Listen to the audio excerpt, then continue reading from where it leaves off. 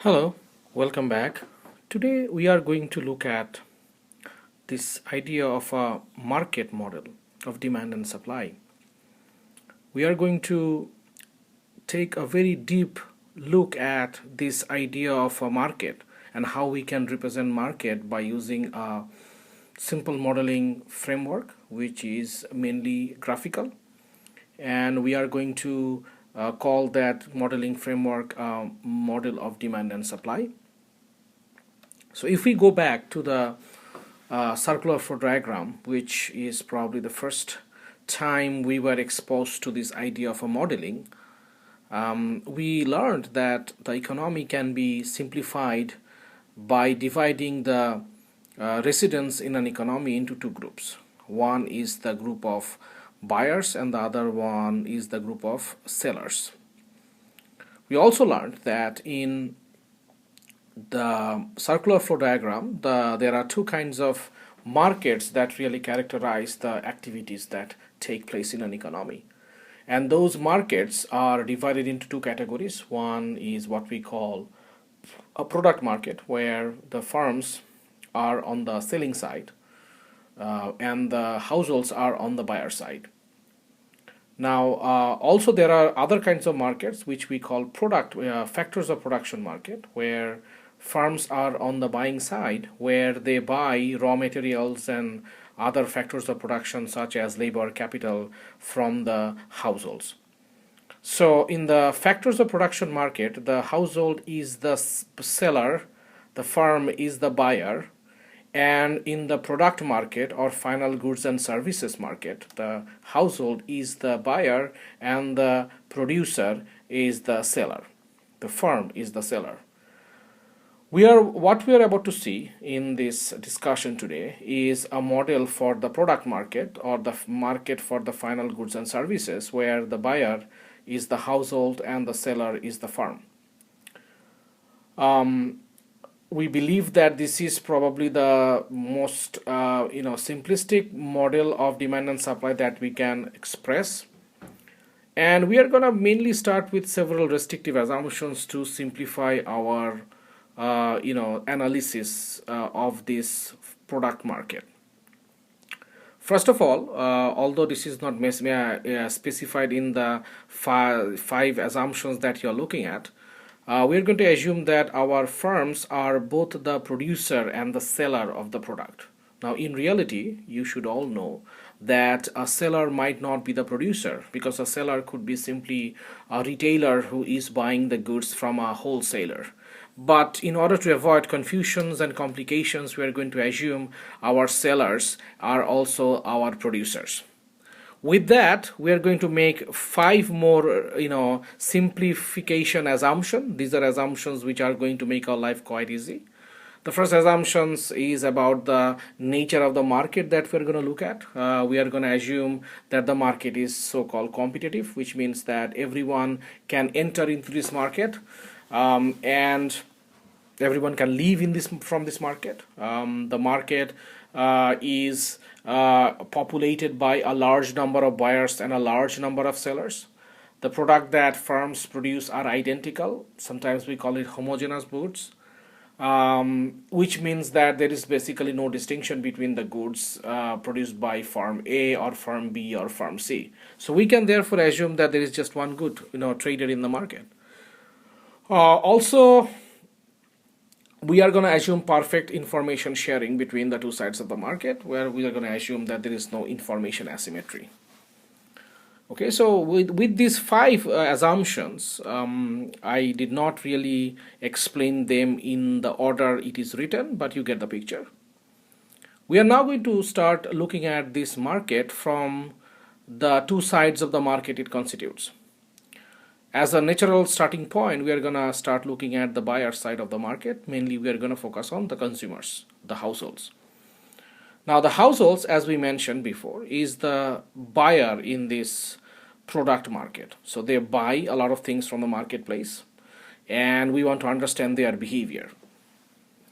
Their behavior is going to be summarized by this idea of demand, where the buyers in the market is going to be determined by the demand side. So let us first define what demand is. Now, demand is going to be the behavior of the households in terms of how much they want to buy, and at a given price, which we are going to call quantity demanded. So quantity demanded is going to tell us at a given price how much our buyer is willing to buy, and how much he wants to buy is going to be based on his behavior. It's going to be based on his income. It is going to be based on his the price that is prevailing in the marketplace. So all these factors that determine how much our buyer wants to buy is called demand. Now let us spend a little bit of time looking at a typical demand function. So when we want to write demand function, we usually write demand as a function of demand, which is quantity demanded. QD is a function of various factors, where PA is the price of the good itself, PB is the price of the related goods, I is so-called income, and income obviously determines how much you want to buy. Taste, as it turns out, is a very good idea, a very serious issue. There is market size, which also affects your demand. Expectation, something that is not written but is going to play a very important role. What you expect in the future is also going to affect your demand for goods. Let us spend some time looking at each of these factors. Before we do that, we want to make sure we understand distinction between two very important macroeconomic concepts, and they're called and they are called distinction between change in demand and distinction between change in quantity demanded. So what's that?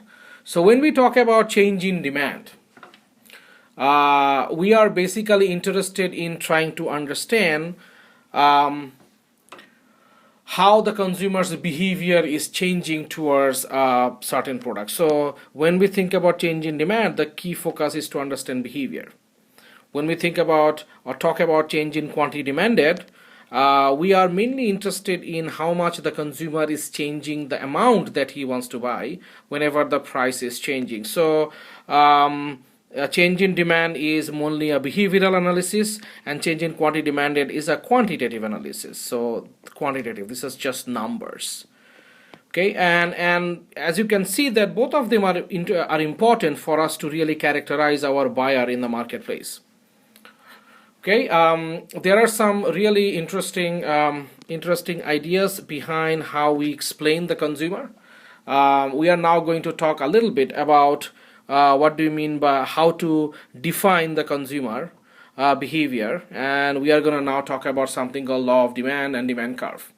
So the behavior of the consumer and how he behaves towards the changes in the price is usually represented by a demand schedule, which can simply be a bunch of numbers that tell you how much you want to buy at each given price. It can also be represented by a demand curve, which shows the same relationship between price and quantity demanded. When we draw a demand curve, we follow this idea of law of demand. Law of demand is very important theory, which tells us that whenever the price of a good increases, the quantity demanded, which means how much you want to buy, decreases.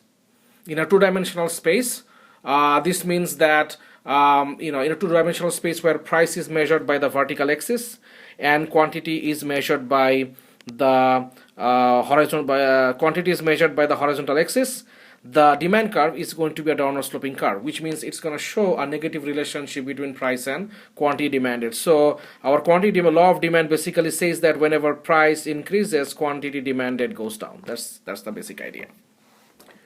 Okay, so we usually start with individual market demand and the individual demand, and from there we can simply go to market demand. So individual demand curve and market demand curves are added, are derived as follows. You can think about individual 1, individual 2, at their demand curves, and then what we do a horizontal summation of individual demand curve to get the market demand curve. So the shape of the market demand curve is very similar to the shape of the individual demand curve, but it's just a summation of individual demand curves. Okay, now the change in demand is always a very critical issue in our economics course, because when we are talking about how demand changes, we are talking about two things that are bundled together. When we talk about demand, change in demand, we want to understand how the consumer's behavior is changing. At the same time, how we want to understand how the response of the consumer is changing.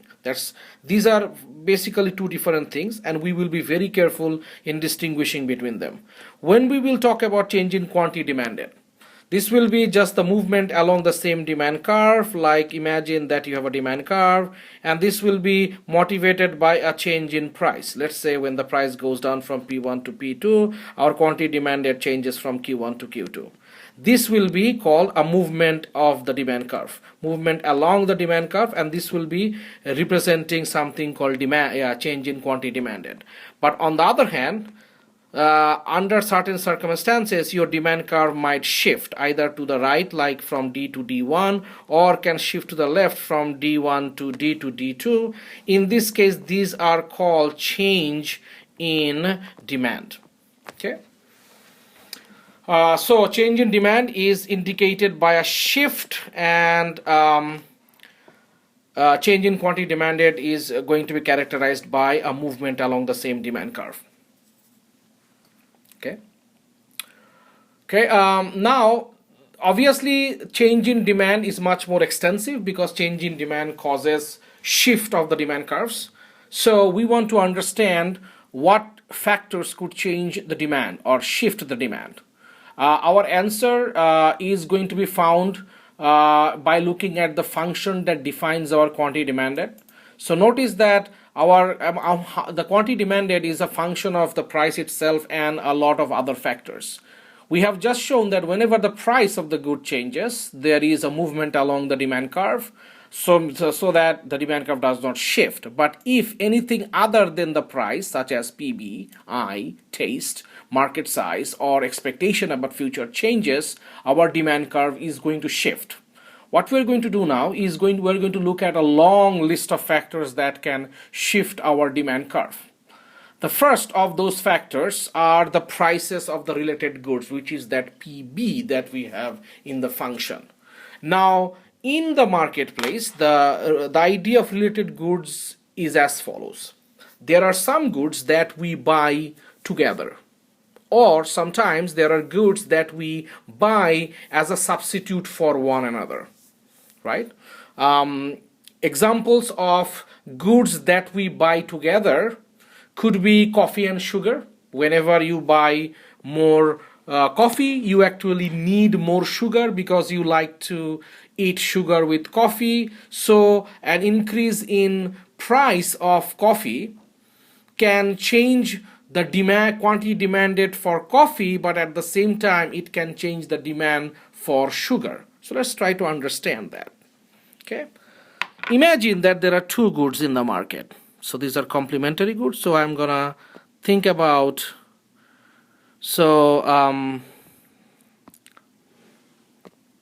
let's imagine. So let's imagine that there are two goods. We have a good, let's say, coffee, and we have a good, let's say, sugar. Okay, we are assuming that they are complementary goods. Now, the demand for coffee and demand for sugar are represented by this demand curve. Now, imagine that when the price of coffee was P1, quantity demanded for coffee was Q1, and we can argue that, and let's, for the sake of argument, assume that at that price, the amount of sugar that we are buying was Q2. Q1 and Q2 are different quantities. Now imagine that suddenly let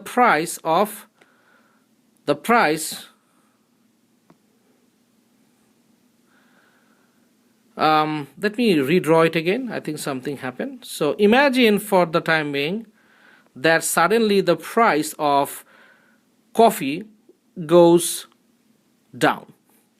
So if the price of coffee goes down, you will obviously buy more coffee, right? Now, if you buy more coffee because your quantity demanded for coffee changes, so this is coffee, this is sugar,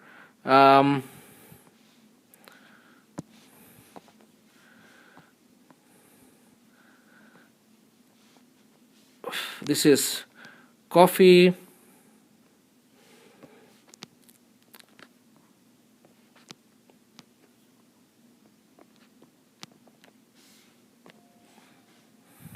Okay, let's do it one more time. Let's imagine that there are two goods. One is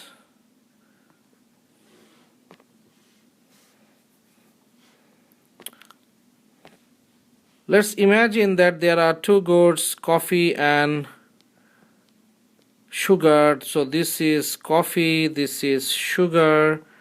The demand curve is downward sloping. When the price of coffee was P1, demand for coffee was Q1 at that price. Let's say the price of coffee, sugar was P3 and the quantity demanded for coffee was Q3.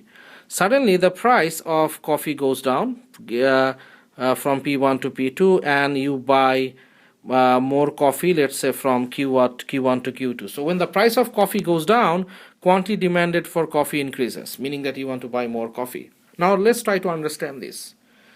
Since coffee and sugar are complementary goods, even though the price of sugar did not change, since you are trying to buy more coffee or you would like to buy more coffee, you would also like to buy more sugar. So what it will do, this will shift your demand curve to the right. So at the same price of P3, which is the price of sugar, you are now going to buy more sugar, let's say Q4. What we have just noticed is that if two goods are complementary goods, sugar and coffee, and if the price of coffee goes down, demand for quantity demanded for coffee increases, and that increases the demand for sugar, which causes the demand curve for sugar to shift to the right. Okay. Now let's now think about goods that are what we call substitute goods. The example of substitute goods is usually Coke and Pepsi, my favorite ones. So this is Coke and this is Pepsi. So now I am assuming that in the market the price of the price of Pepsi Coke was about like P1 and quantity demanded was Q1. At that price, let's say the price of Pepsi was about P3 and the quantity demanded, let's say, was Q3. Okay. Now suddenly the price of Coke has gone down. Coke is now cheaper from P1 to P2. We know that this will increase the quantity demanded for Coke. Now if the price of Coke goes down and the quantity demanded for Coke increases, it is going to do something very interesting to the Pepsi demand curve. Now Pepsi and Coke are perfect substitute, which means that people think that they are almost identical, except for that they have different brands. So if quantity demanded for Coke increases as a result of a decrease in the price of Coke, we know that a lot of consumers are going to switch from Pepsi to Coke. As a result, demand for Pepsi is going to decrease at every possible level of price of Pepsi.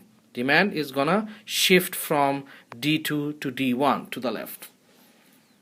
Okay, so that is indicated by the explanation of the substitute goods. When what we see is that in the example that we just looked at, where the price of Coke went down, demand for Pepsi, the substitute went down as well. Demand shifted to the left.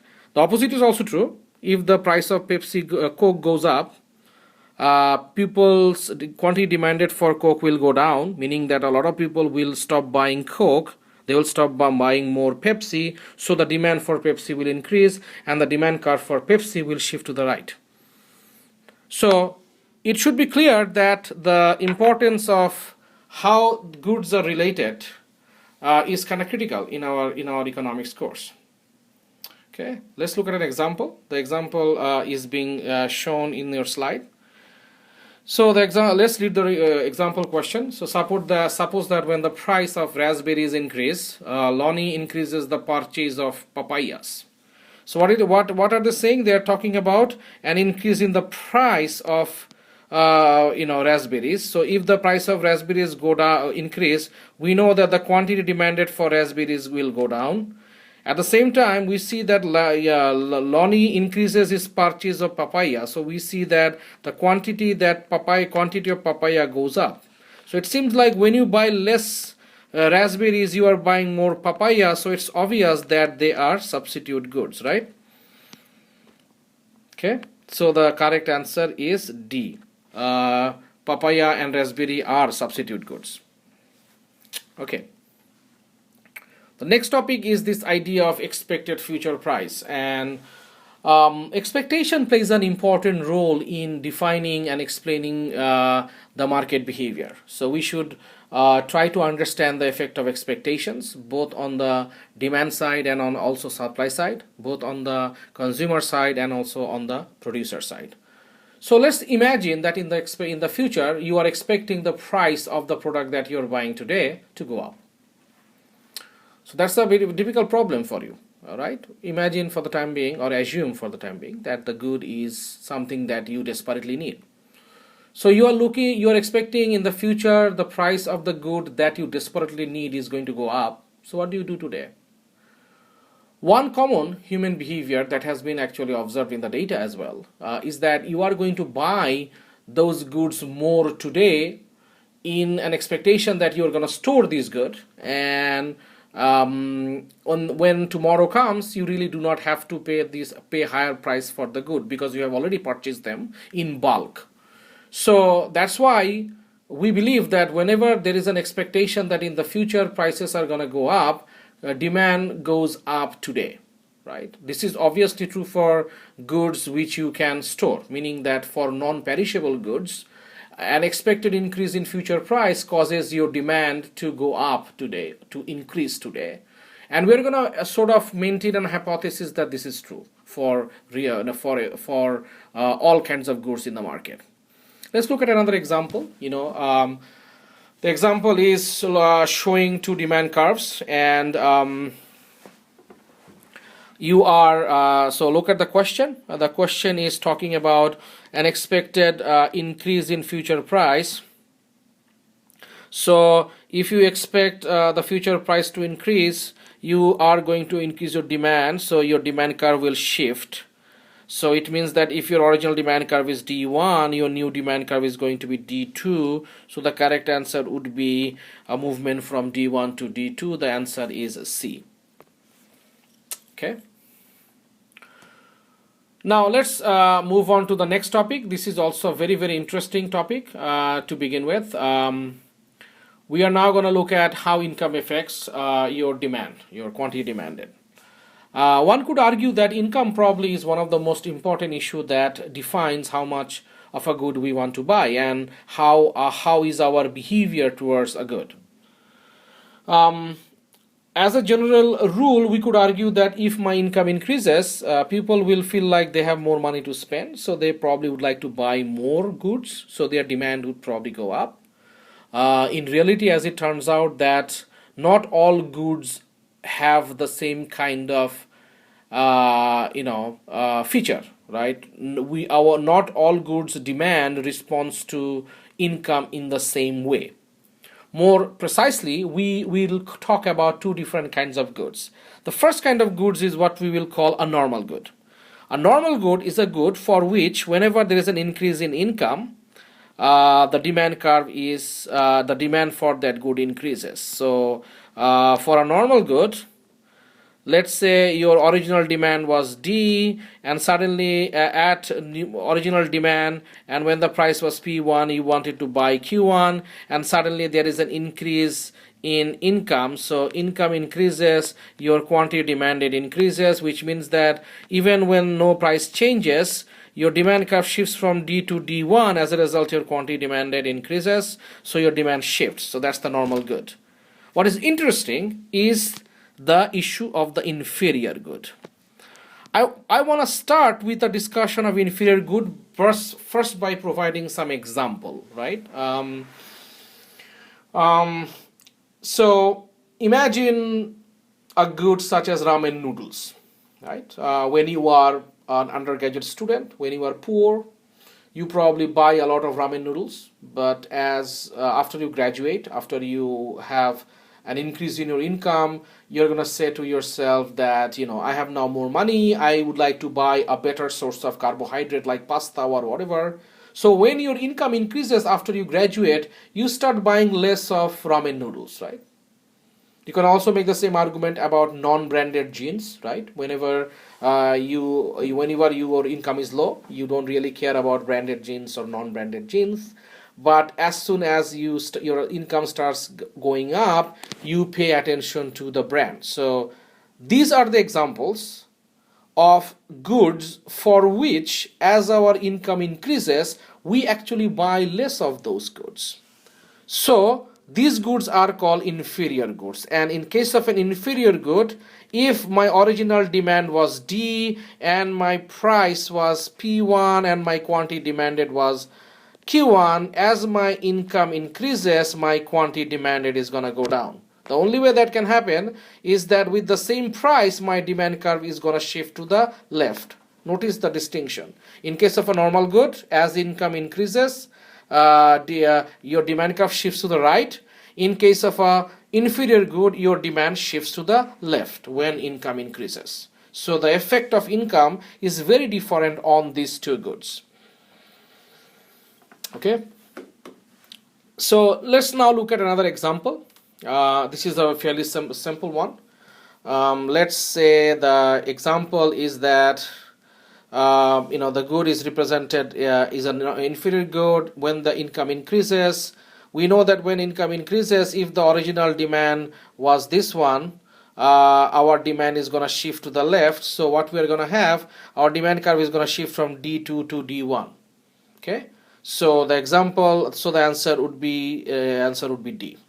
Okay. That's good. Okay. So there are some other factors which are equally important, but are not going to be that important in a principal level course. So one of them being the fact that expected future income and credit increases, right?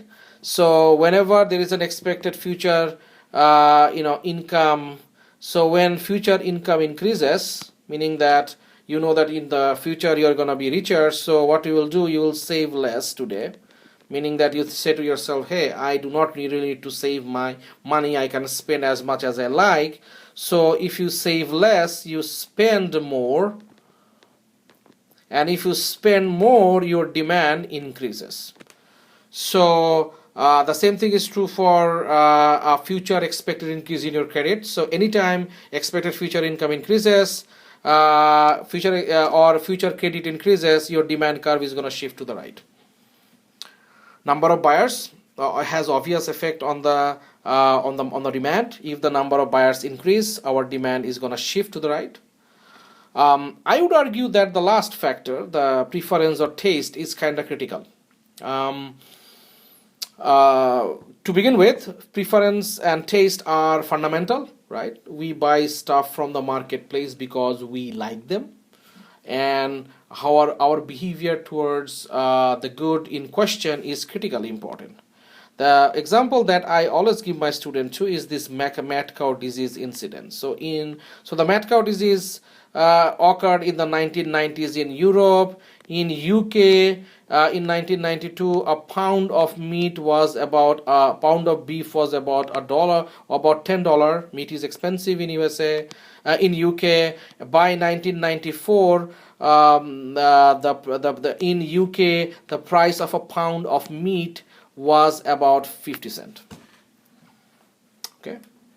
Within a period of 4 years, the price of meat went down from $10 to 50 cents. Now, if we believe that law of demand makes sense, then if the price goes down, we should be buying a lot of meat, right? As it turned out that as a result of mad cow disease, the demand for meat went down dramatically in Europe. So sometimes your taste or your preference could be so powerful that it can defy any kind of law of demand. So I wanted you guys to know about that. Okay, so that sort of completes the demand side of the market or the buyer side of the market. What we have done is that we have tried to look at the demand side by talking about the idea of a demand, which sort of represents all kinds of behavior from the buyer side. We looked at law of demand. We looked at a shape of a demand curve, which is downward sloping, which indicates the law of demand, which indicates the negative relationship between price and quantity demanded, which also shows a negative slope of the demand curve.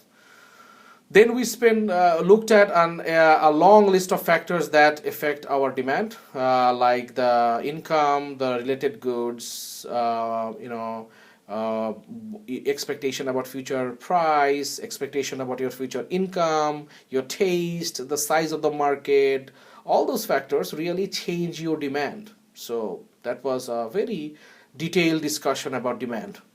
We are now going to switch our attention to the supply side of the market. And as I want to point out that the supply side is also going to be marked by similar kind of observation. What we are going to do, just like the buyer side, we are going to characterize the behavior of the suppliers. But although we are going to see that probably the behavior of the suppliers are much more simpler than the behavior of the producers.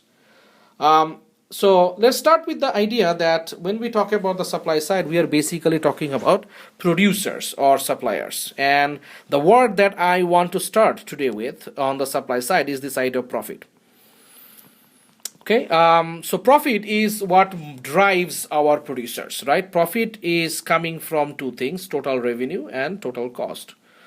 So total revenue mainly comes from the price and the quantity that you sell. So the price that you pay, receive, and the quantity that you sell. So anytime the price increases, it increases the profit opportunity for our firm. Anytime the firm is able to sell more, the firm's profit opportunity goes up. Cost of production or total cost is obviously important. Anytime cost of production goes down, firms' profit opportunities go up. Anytime total cost of production goes up, our firm's profit opportunities go down. So depending on whether a firm thinks that they can make more profit or less profit, their behavior, their production, their supply, and their selling behavior in the marketplace is going to change. To put it very simply, anytime price goes up, we should expect our firms to be selling more and producing more. Anytime the cost of production goes down, we should be expecting our producers and our firms producing more and selling more. With this very general concept, let us now move on. Just like the demand side, we are now first going to define the supply side of the market. The supply side reflects the behavior of the sellers. Supply is observed by how much a seller is willing to sell at a given price, which we sometimes call quantity supplied. It's a very important idea. Just like the demand side, we are going to define a function that explains how supply is determined. So the quantity supplied of a good depends on the price of the good itself, the price of the related goods, input prices, the inputs that are used in the production process, productivity, something that we are going to define in a minute, very important, market size, and so on. Now, just like the demand side, we are going to distinguish between this idea of change in supply and the idea of change in demand. Change in supply is going to indicate whether seller's behavior of the good has changed or not. So to put it simply, our change in supply is going to talk about whether our supply curve shift. Okay, and change in quantity demanded is going to indicate whether a seller changes the amount of good in question at a given price. So this will be like a movement along the same supply curve. Okay, so we will see some similarities between the demand side and the supply side. Just like the demand side, we are now going to define something called law of supply, which is very important. Our law of supply says that whenever price increases, the amount of output the firm wants to sell, it goes up, because whenever price goes up, as I just mentioned, profit opportunities go up, firms want to produce more. In a two-dimensional space, when we draw a supply curve, when price is measured by the vertical axis, quantity is measured by the horizontal axis. Supply curve looks like an upward sloping curve, where it shows that as prices increase, the quantity increases as well. The slope of this supply curve is negative, which means that the price and the quantity supplied are positively related. That's the law of supply. Okay, now just like our demand curve, we can go from individual demand curve to individual supply to market supply just by taking individual supply curve and do a horizontal summation. It's a very simple idea. So horizontally summing up individual supply curve will give us the market supply curve. Okay, now let us now discuss about the critical part of what factors change our supply. You should have noticed that in the demand side, the main discussion that we had was about what factors change demand. So in the supply side, the main discussion will be what factors change the supply. Just like the demand side, we are again going to distinguish between two things. One is what we are going to call quantity supplied. Change in quantity supplied is going to be measured by movement along the same supply curve, which means that whenever price change, there will be changes in quantity supplied, and whenever something else changes, it is going to cause some change in supply. So change in supply is going to be represented by a shift of the supply curve, and this is going to happen when something else other than price changes. So now the question is, what are those factors? What are those things that something that changes, right? So let's start with a couple of them. First of all, just like the demand side, we are now going to talk about goods that are related in production. Now on the consumer side, on the buyer side, the idea of goods being related with each other is quite intuitive, right? You buy coffee and sugar together because you buy them together, you eat them together, you consume them together.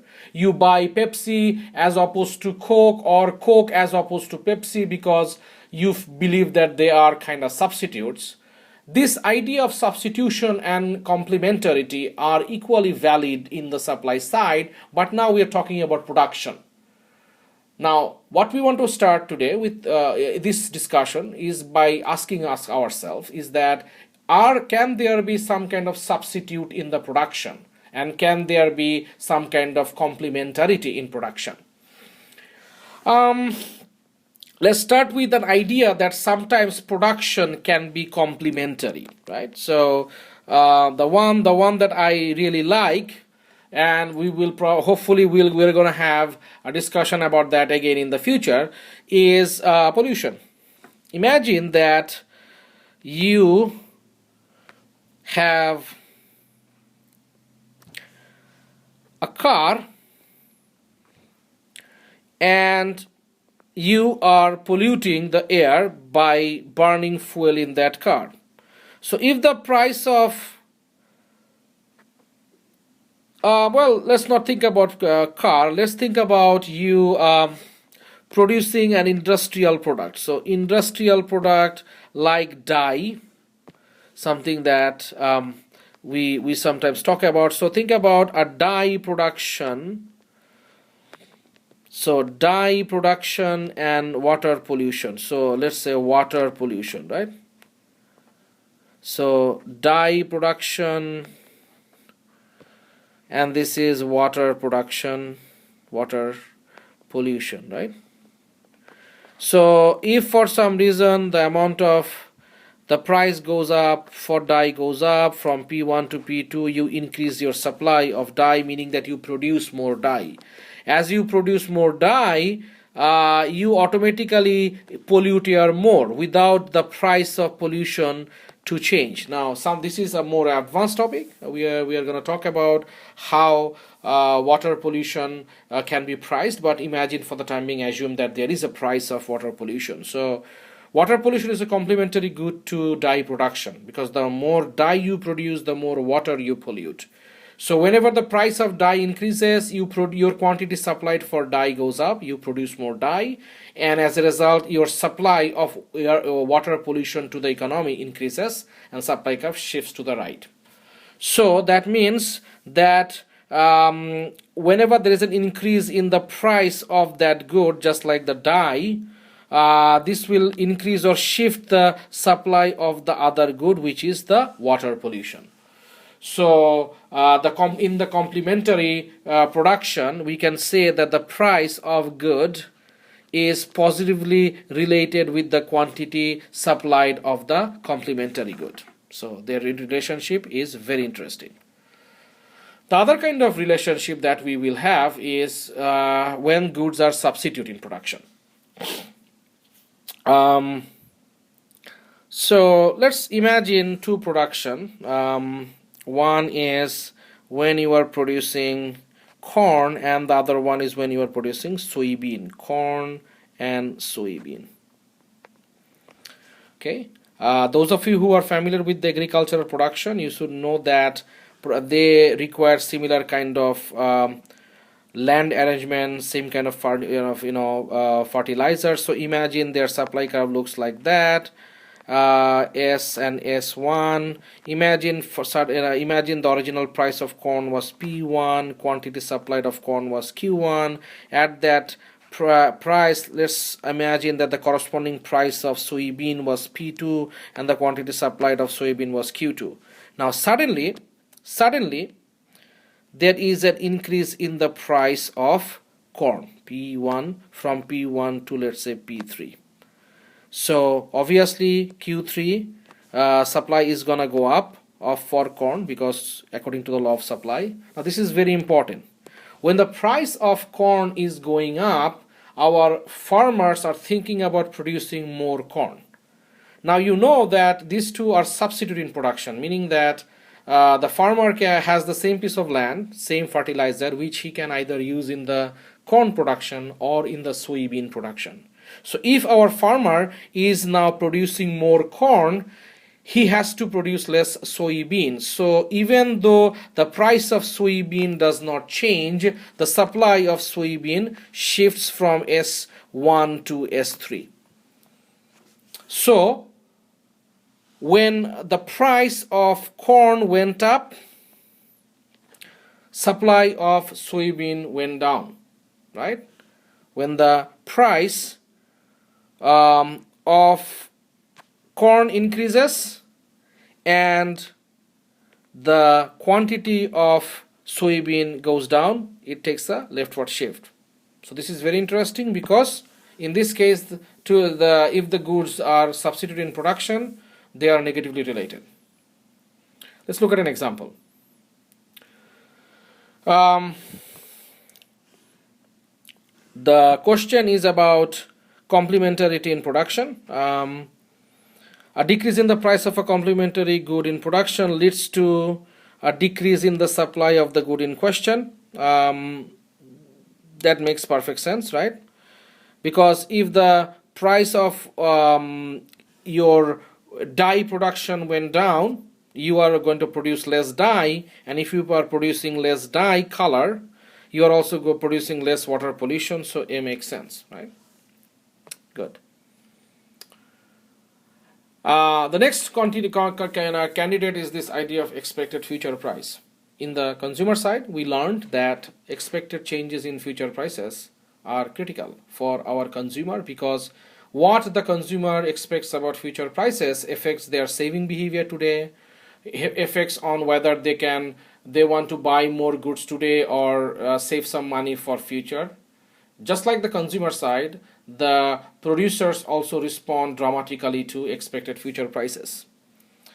Now let's start with the idea that we are assuming that we are assuming that in the future expected future price, so let's call it PF, is gonna go up, right? So in the future your price is gonna go up. So profit, you know that if prices in the future go up, profit in the future is gonna also go up, right? So you can make more profit today. So what do? There are two things that you can do. You can either save part of your resources, right? Not use the resources, put it up in some place so that when tomorrow comes, you face a higher price level and you produce more. The second thing that you can do, and which is very common, is that you can increase your inventory. Inventory is part of the production that you don't sell. Okay, so inventory is kind of important, and when you increase inventory, you supply less today and you use those inventories to supply more goods in the future. So supply in future goes up. Okay, so we started with an expected increase in price in the future that increases your profit in the future, that increases your current inventory, that increases future supply of goods. And if that is true, if the future supply goes up, current supply goes down. Okay, so as a result, finally our supply curve is going to shift to the left if you expect future prices to go up, right? Makes perfect sense. Let's look at an example. So let's read the question. The question says, if both the producers and the consumers believe that a producer's price will rise in the future, then at present demand and supply. So what do you know? So if both producers and consumers believe that products price will rise in the future, as we have learned before, that for our consumer, demand today is gonna go up. Right? Demand today is going to go up and supply today is going to go down, right? So the correct answer is supply increases, demand increases and supply decreases. The answer is C. Okay, makes sense. Good. Another important factor when we talk about how supply responds is the price of resources and other inputs. So what do we mean by that? So let's imagine that you have a production where you are making shoes. So this is shoe and this is leather, which is a raw material or input in the production process. Imagine that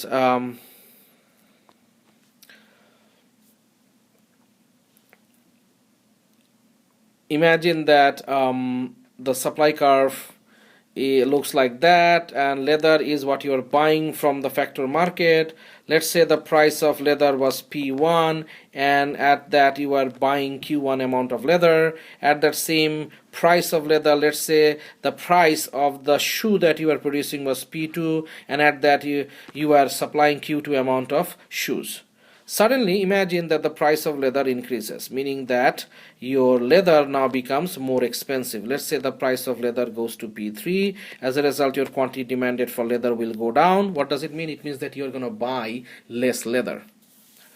If you buy less leather, what does it mean? So if the price of leather goes up, it means that your cost of production is going up.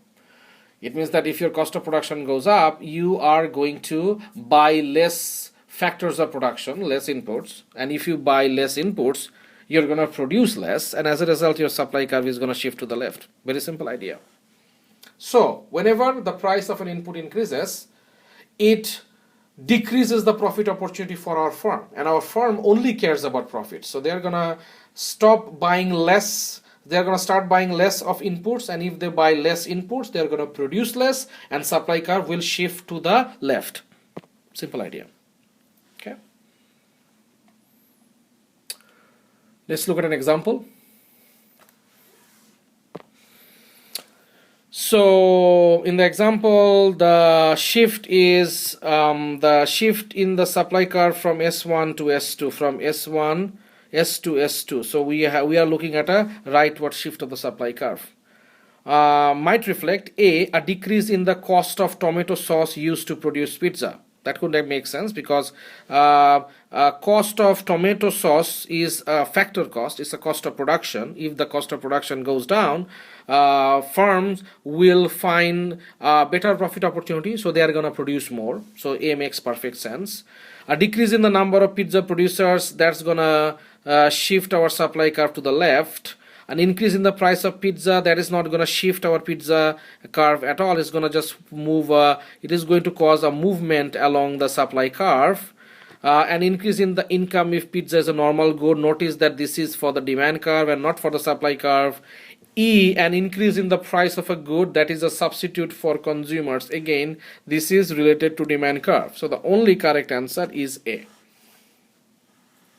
Okay. Good.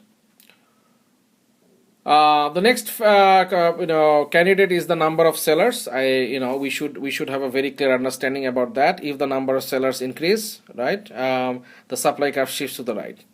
Straightforward. The last factor that affects supply is kind of important, and I want to spend a little bit of time talking about what that is.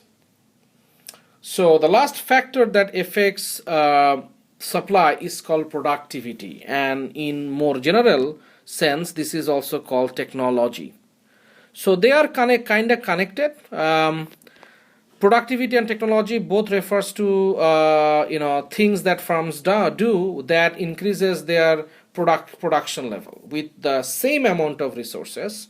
If for some reason the firm can produce more by adopting better technology, we are going to call that a technological change. Or if firm is just reorganizing their resources, such as coming up with some kind of assembly plan idea where firm really does not do any invention or some kind of technological innovation, some kind of managerial decision making process. In any case, output goes up. You can produce more output with the available resources. This is a very powerful idea. We argue that whenever there is a productivity change, whenever there is a technological change, our supply curve shifts to the right. Our supply curve shifts to the right. Productivity can shift our supply curve to the right. Okay, let us now summarize what we have learned about the supply side. So we have learned that the supply side really reflects the behavior of the suppliers. Our suppliers only care about profit. Profit can be increased if their cost of production goes down or if the price goes up. So we looked at this law of supply, which says that anytime price of a good goes up, our producers will produce more and they will supply more in the market. So our supply curve will be upward sloping. We distinguish between quantity supplied and change in supply. Change in quantity demanded happens when prices change and you move along the same supply curve. And changes in supply occurs when the supply curve shifts. This happens when something other than the price of the good itself changes. Then we looked at a series of factors that can shift the supply curve, such as the price of the related goods, such as expected future price, such as technology, such as number of producers, such as productivity. The cost of production, as I mentioned, is by far one of the most critical issues that shifts the supply curve as well. What we're going to do now is move to the last component of this discussion, which is probably the most important and critical one. We are now going to bring the demand side and the supply side together, and we are going to define something called a market equilibrium. A market equilibrium is a powerful economic concept. We're going to start with the definition of equilibrium. Let's look at the definition. The market equilibrium occurs when the quantity demanded equals the quantity supplied. At market equilibrium, buyers and sellers' plans are consistent. So therefore, market equilibrium is going to give you two things. It is going to give you something called an equilibrium price. This is a price that at which the quantity demanded and quantity supplied are equal. It's also going to give you an equilibrium quantity. This is the quantity that is bought and sold by the buyer and the seller at the equilibrium price. So one could argue that the equilibrium price is the price that the buyer is willing to pay and the seller is willing to accept. An equilibrium quantity is the quantity that the buyer is willing to buy at the price that he is willing to pay, and the seller is willing to accept that price and sell that quantity to the buyer. So market equilibrium is a situation where both the buyer and the seller is happy. This is a powerful idea because we are now going to talk about the mechanisms of achieving a market equilibrium. And the process of how market equilibrium is achieved is very, very interesting, and I wanna really give you a detailed idea about how this situation happens. I want to start explaining the mechanism of market equilibrium by pointing out that a market is nothing but a place where buyers and sellers bargain, right? Imagine the market being like a table like this, where the buyer sits on one side and the seller sits on the other side, and and you can imagine that the buyer and the seller really engaging into a bargain. Now, this bargain is kind of interesting, right? Because the two sides that are engaged in the bargaining process, the buyer and the seller, they have alternative objectives, right? The buyer wants to pay the maximum, the buyer wants to pay the cheapest possible price, and the seller wants to charge the maximum possible price. This divergence between their objectives really makes the bargaining process in this market so fascinating. Okay, so let us now imagine the situation where the market is actually not in equilibrium. I think that's the best way to understand about a market and how market equilibrium is achieved. Let us derive a general market model, and let's talk about that in that context. So we have, let's imagine that the market equilibrium is found at the intersection between our market equilibrium price, P star, Q star. It is found at the intersection between our demand and our supply. So A is our market equilibrium point, which says that this point is on the both demand curve and on the supply curve, because it's at the intersection. So A says that when a buyer wants to buy Q star amount of output, he is willing to pay P star price. A is also on the supply curve of the market. So A tells us that if the seller wants to sell Q star amount of output, he is willing to charge P star amount of price. To understand the power of this equilibrium price and equilibrium quantity, let us imagine situations where the market price, the price is not P star but something else. Let's start with a situation where the market price, let's say, is P1, where the P1 is lower than P star. At P1, we go to the demand curve, and after we hit the demand curve, we go vertically down, and we find the amount of output that consumers are willing to pay when the price is P1.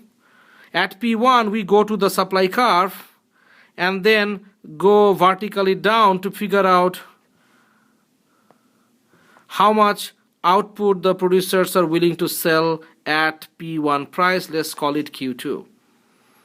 You should see clearly that when the price is low, like P1, the amount that buyers want to buy, which is Q1, is greater than the amount that producers want to sell. This is called a shortage situation, where there are more demand than being supplied in the market. Now, when there is a shortage, and this is discussed here, we say that our supplier has higher bargaining power, right? Higher bargaining power. What does it mean? It means that our suppliers are looking at all these buyers who are coming to him and trying to buy stuff. So our supplier is going to make the following proposition to our buyer. Our supplier is going to say that, look, the price that you want to pay me is too low. If you want to buy more from me, you have to raise the price. So what will happen is that our producer is going to force our buyer to pay a higher price. As the buyer pays a higher price, he is going to buy less and less. So we are going to move from point B towards point A by paying a higher price and buying less. Our producer will start receiving a higher price and start moving from C towards A by selling more in the market. Finally, all this locomotion stops when the market comes to A and everything stops. So anytime the price is below the market price P star, let's say P1, there is an upward pressure on the market that takes the economy from point C and point B to the point A, where the demand and supply intersects each other and the market is stable again. Okay, now imagine that the market price is too high, let's say like P2, where the amount that producers want to sell is Q3 and the amount that buyer wants to buy is Q4. Sorry, the amount the buyer wants to buy is Q3 and the amount that producer wants to sell is Q4. You can see clearly that when the price is too high, such as P2, the producer wants to produce more than buyer wants to buy. This is called a surplus situation. Whenever there is a surplus situation, we say that our buyer has higher bargaining power. Okay, which means that there are a lot of buyers, a lot of sellers trying to sell to a couple of buyers. So the buyer will tell the seller the following things: look, the price that you are charging me is too high. If you want to sell more to me, you have to start lowering your price. If you start lowering your price, I will start buying more from you. So if you start lowering price, I will move from my original point of, let's say, E towards A, where I'm gonna start buying more, and if you start offering me a lower price, you obviously have to sell less according to your law of supply, so you will start moving from F towards A.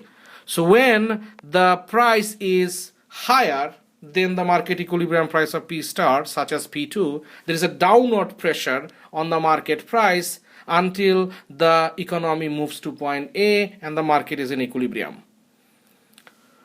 Let us now think about this. Let us see the fact that whenever the market price is less than the market equilibrium price, such as P1, there is a upward pressure on the market price. Whenever the market price is higher than market equilibrium price, such as P2, there is a downward pressure on the market price. So altogether, regardless of where you are in the market, there is always a pressure to move the economy towards the equilibrium, where once the economy comes to the equilibrium, everything stops, the market becomes stable.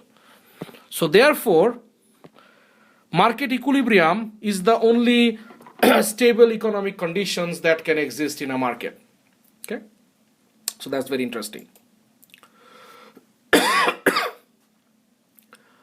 So we have just looked at the mechanism through which the market can reach an equilibrium.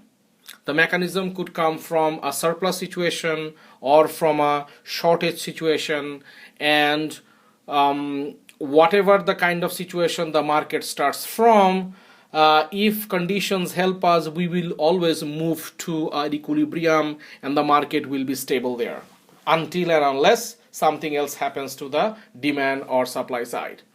So what we're now going to do is we are now going to look at situations or factors that can shift or change the market equilibrium. Now we're going to start with a very intuitive idea that anytime there is a change in the demand side or on the supply side or on both sides at the same time, our market equilibrium is going to change. As we are going to see that the process through which the market equilibrium changes is quite interesting. And depending on what kind of changes are taking place on the demand side or on the supply side, the changes in the equilibrium price and the changes in the equilibrium quantity could be very, very different.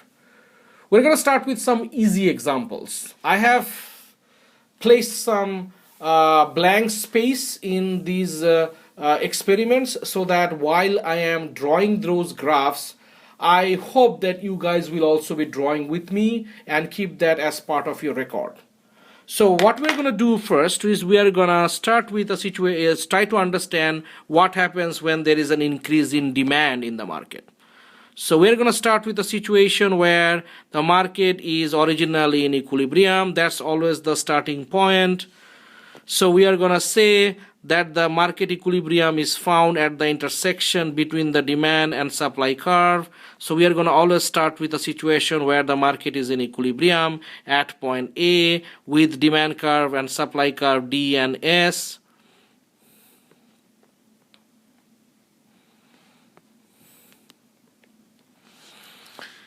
And so the original equilibrium price is P star, the original equilibrium quantity is Q star. Now imagine that there is an increase in demand. So if there is an increase in demand, our demand curve is going to shift up from D to D1. As a result, we are going to have equilibrium at point B. B is a point where the new demand curve is intersecting with the old supply curve. At point B, the new equilibrium, we see that the market equilibrium price is P1 and the market equilibrium quantity, let's say, is Q1. We should see that as a result of an increase in demand, market equilibrium price goes up and market equilibrium quantity goes up as well. So it's a straightforward experiment. The next one is when we are going to see that there is an increase in supply only. So again, we're going to start with the same situation. We are going to first have the original market equilibrium of P star and Q star, original market equilibrium at point A, and suddenly there is an increase in supply. An increase in supply is always indicated by a rightward shift of the supply curve from S to S1. So we find equilibrium, new equilibrium at point B. At point B, we see that the market equilibrium price is P1 and the market equilibrium quantity is Q1. So we see that the market equilibrium price goes down from P star to P1 and market equilibrium quantity increases from Q star to Q1. So wherever supply shifts to the right, there is an increase in market equilibrium quantity and then there is a decrease in market equilibrium price. So the effect of increase in demand and increase in supply was fairly straightforward. Now what we are going to do is we are going to look at situation where the demand curve and supply curve both change at the same time. I want to mention that this is a very critical issue because we are going to consider various situations and depending on the relative magnitude of the demand curve and the supply curve, our effect on the market equilibrium price and quantity could be very, very different. Okay, so let's consider several of those situations. The first situation that we're going to look at is when both demand and supply increases. So that's interesting. Again, let's start with the situation where the market is originally in equilibrium at P star and Q star. So P star and Q star, D and S. Now, when demand and supply both increases, we are going to consider two cases, case 1 and case 2. In our case 1, we are going to assume that the shift in demand is greater than the shift in supply. What do you mean by that? It means that whenever demand increases, the shift in the demand curve, let's say from D to D1, is much larger than rightward shift of the supply curve from S to S1. Okay? So if original market equilibrium was at A, the new market equilibrium is found at the intersection between the new supply curve and the new demand curve. So at point D, the market equilibrium price is P1 and the market equilibrium quantity is Q1. What we see is that as a result of both rightward shift of the demand curve and the supply curve, but the shift in demand is greater than shift in supply, our market price have gone up and our market quantity have gone up as well. So that's interesting. The next case is slightly different, it is actually opposite. In this case, we're going to assume We're going to again start with the original market equilibrium of P star and Q star. And we are now going to assume that both of the curves shifts to the right, meaning they increase, but now the increase in supply is shift in supply is larger than the shift in demand curve. So the shift in supply was from DS to S1 and the shift in demand was from D to D1. Demand shifts to the right, supply shifts to the right, and you should see that the shift in supply is much larger than shift in demand. In the other case, in the previous case, the shift in demand was larger than the shift in supply. So we find equilibrium at the intersection between the new demand and the new supply, and at that point we see that the market equilibrium price is P1, market equilibrium quantity is Q1, and we notice something fascinating. In this case, when the shift in demand is smaller than shift in supply, price actually has gone down and quantity again has gone up. So let's compare these two cases. In the first case, price went up. In the second case, price went down. In the first case, quantity went up. In the second case, quantity went up as well. So it seems like when both demand and supply increases, there is a consistency in quantity, that quantity always increases, but then there is no consistency on price, which means that price is ambiguous. Okay. So that's a situation where both demand curve and supply curve increases, both demand and supply increases, and both demand and supply shifts. Now what we're going to do is we're going to look at the opposite experiment where both demand and supply are now going to decrease. But again, we're going to consider two cases where the magnitude, relative magnitude of the change in demand and supply are different. Similar to the previous experiment, we are going to look at first case number 1, where we are going to start with our original market equilibrium of P star and Q star. But in this case, we are going to assume that the change in decrease in demand from D to D1 is much larger than decrease in supply from S to S1. So the original equilibrium was at point A. The new equilibrium is found at the intersection between new demand and new supply. So at the new equilibrium, market price is P1, market quantity is Q1. If we compare between A and B, we will see that the market equilibrium quantity has gone down, market equilibrium price have gone down as well. So result is that P decreases and Q also decreases. In the second case, we are going to consider opposite magnitude. Now, in the second experiment, we are going to assume that market equilibrium starts at P star and Q star, and then the shift in supply, the decrease in supply, is much larger than decrease in demand. So if the original demand was D, the new demand was D1. If the original supply was S, the new supply curve is S1. You can see that the leftward shift of the supply curve is larger than leftward shift of the demand curve. So in this case, the shift in demand is indeed smaller than the shift in supply.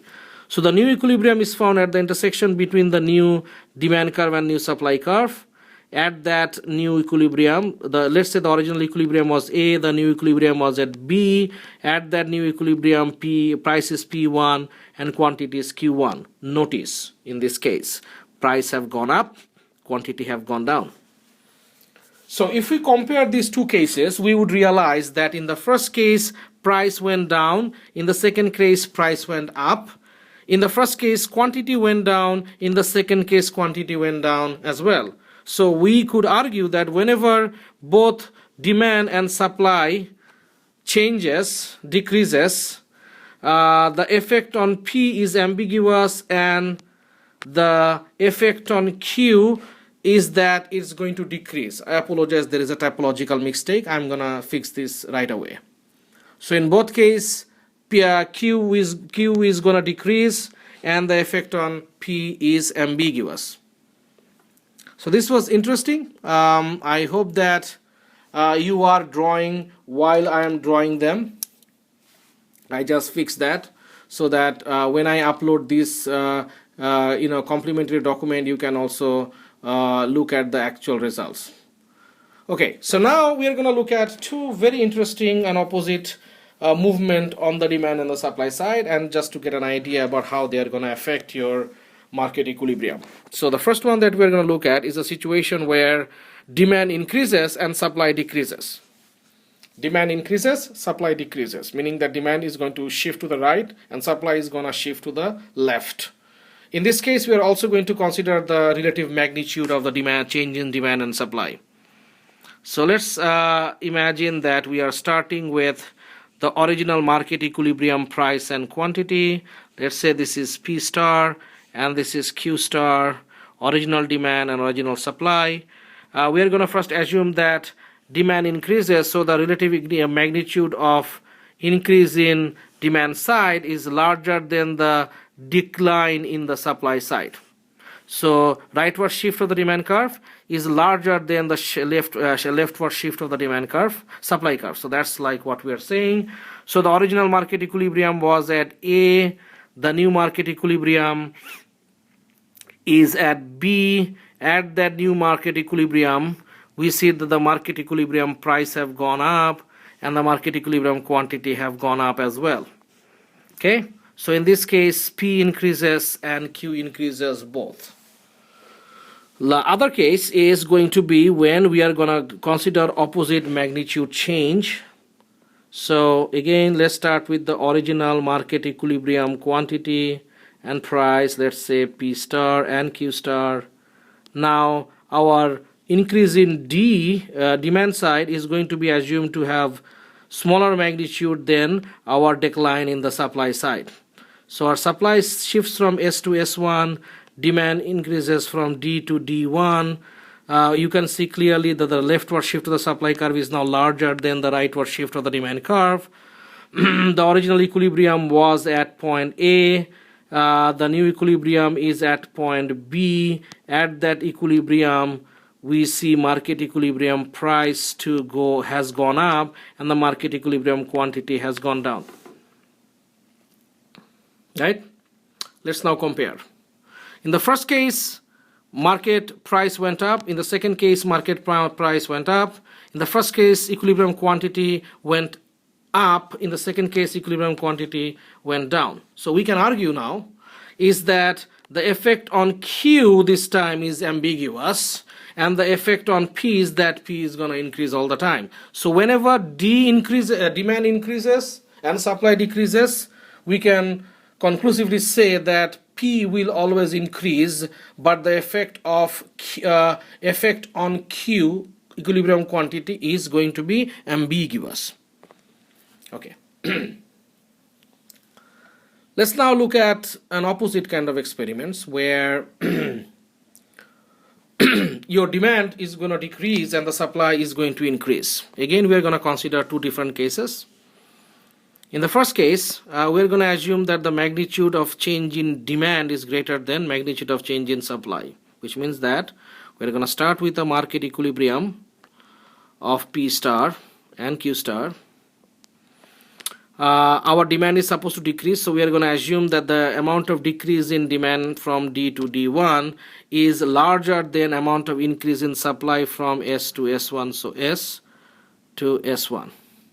So notice that the rightward shift of the supply curve is much smaller than leftward shift of the demand curve, so that makes sense. So original market equilibrium was at A, the new market equilibrium is at point B. At point B, we see market equilibrium price is P1, market equilibrium quantity is Q1. So when we compare the original equilibrium with the new one, we see that the market equilibrium price goes down, market equilibrium quantity goes down as well. So the result is that P decreases and Q decreases as well. The other one is going to be a case study where we are gonna consider a different kind of situation. So we are gonna have we're gonna start with the original market equilibrium price P star and market equilibrium quantity Q star, but now we're going to assume that the shift in supply is greater than shift in demand curve. So we're going to say that the rightward shift of the supply curve from S to S1 is greater than the leftward shift of the demand curve from D to D1. So D to D1. You can see that the rightward shift of the supply curve is larger than the leftward shift of the demand curve. The original market equilibrium was at point A. The new market equilibrium is at point B. At the new market equilibrium, we see market equilibrium price is P1 and the market equilibrium quantity is Q1. At the new equilibrium point B, we see that the market equilibrium price have gone down and the market equilibrium quantity have gone up. Gone up. Let's now compare these two situations. In the first case, market equilibrium price went down. In the second case, market equilibrium price went down. In the first case, market equilibrium quantity went down. In the second case, market equilibrium quantity went up. So we can therefore say that when demand decreases and supply increases, P unambiguously decreases, P goes down, but the effect on Q is ambiguous. Equilibrium quantity can go up, equilibrium quantity can go down. Okay, so that sort of concludes our discussion about the market equilibrium and how to understand the market model of demand and supply by looking at the demand side and the supply side, how to achieve market equilibrium, and how does the market equilibrium changes. So this is a very lengthy and very extensive lecture. We're going to conclude our class today by looking at two examples, two multiple choice kind of questions that sort of shed light onto the complicated nature of the way market equilibrium changes. So let's look at example number 1. Okay. So let's read the question. So our question is talking about assume the demand for MP3 players shifts to the right and supply curve for MP3 players shift to the left. So demand shifts to the right and MP3 player shifts to the left. But the supply curve shifts more than the demand. So we are talking about changes in supply greater than changes in demand. What can we say? So in order to understand that, we need to simply go back. So this is a situation where demand increases and supply decreases and supply shifts more than the demand curve. So what we are talking about is supply increases and demand decreases. So that's D.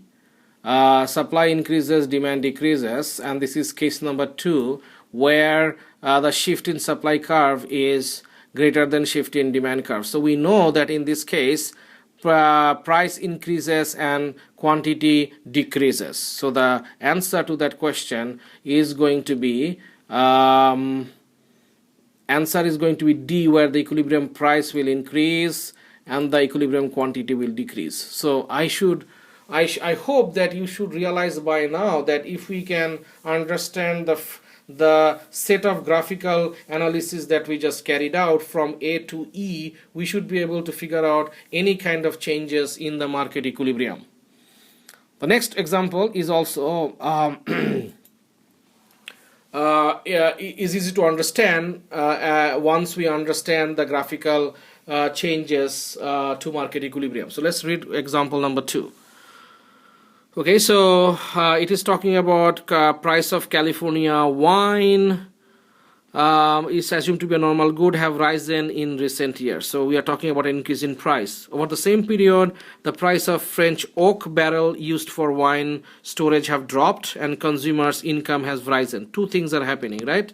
So we are seeing that the cost of production of producing wine is going down. We are seeing income going up, right? So we know that whenever cost of production, we know this is going to have two effects. When we are talking about the cost is going to shift the supply curve to the right. So cost is going to shift the supply curve to the right, and income is going to cause a rightward shift of the demand curve, right? So income is going to shift the demand curve to the right, cost is going to shift the supply curve to the right. So we are now looking at a situation where both the demand curve and the supply curve both shifts to the right.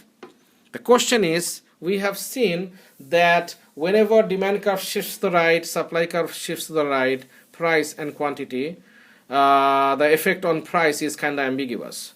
This particular question wants you to figure out what condition can explain the fact that we actually have an increase in price of the goods. So we want to show the effect in which the equilibrium price goes up when demand shifts to the right and supply shifts to the right. We do not need to go further. We have to simply go to our case number 1. When we go to case number B, where both demand and supply increases, and we have seen that when shifts in demand is larger than shift in supply, it actually have caused our price to increase, right? So that's our case. Our case is case B1. B case 1, right? So that says that the shift in demand has to be larger than shift in the supply. So let's see which answer can explain that. So the supply curve has shifted to the right while the demand curve has shifted to the left. So obviously A is not right. The demand curve for Merlot has shifted to the right more than the supply curve has shifted to the right. Now that is the correct answer, right?